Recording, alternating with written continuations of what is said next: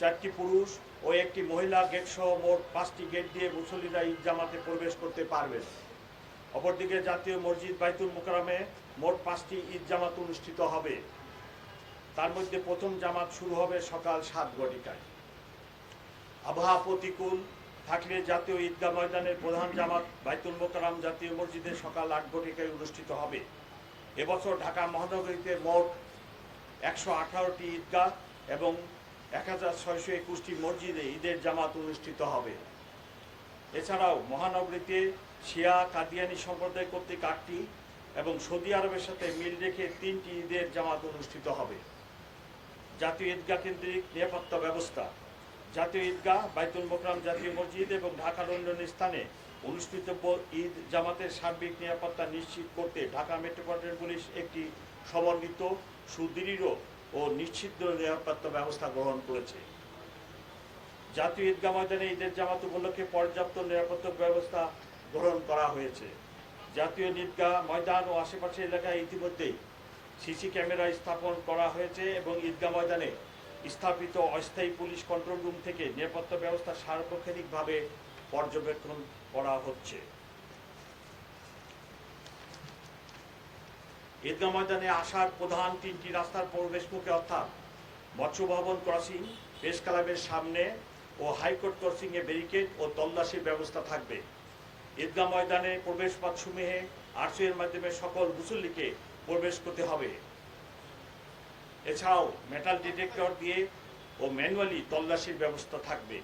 নারীদের জন্য পৃথক নামাজের ব্যবস্থা, প্রবেশ পথ এবং নিরাপত্তা ব্যবস্থা থাকবে। ঈদগাহ ময়দান ও আশেপাশের এলাকায় এসবির সুইমিং টিম এবং সিটিটিসি ডগ স্কোয়াড দ্বারা সুইমিং করা হবে।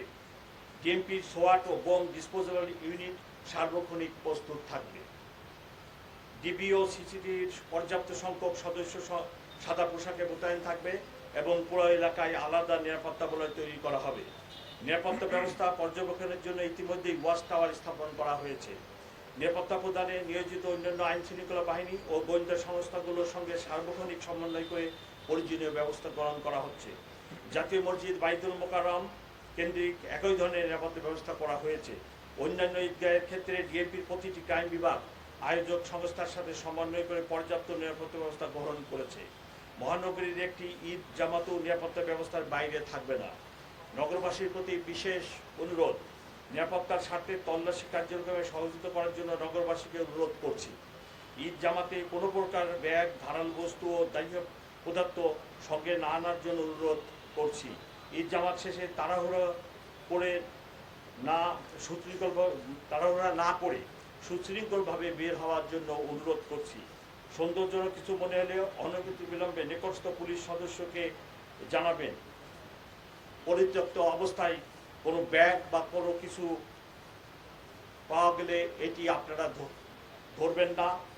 তাৎক্ষণিকভাবে পুলিশের বোম ডিসপোজাল টিমকে খবর দিবেন।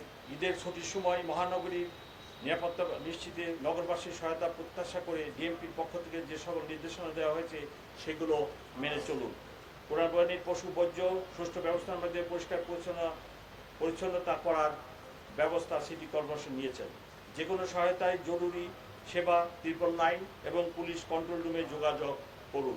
পবিত্র ঈদুল আজহা সবার জন্য বয়ে আনুক অনাবিল আনন্দ ও শান্তি।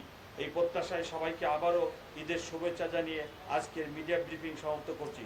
সবাই ভালো থাকুন। ঈদ মোবারক। ঈদের জামাতকে কেন্দ্র করে কোনোরকম নিরাপত্তা হানির আশঙ্কা নেই। Thank you very much. এখন ঢাকা মহানগর পুলিশের অতিরিক্ত পুলিশ কমিশনার ট্রাফিক ব্যবস্থাপনা সম্পর্কে ছোট্ট একটি ব্রিফিং দেবেন। Thank you very much.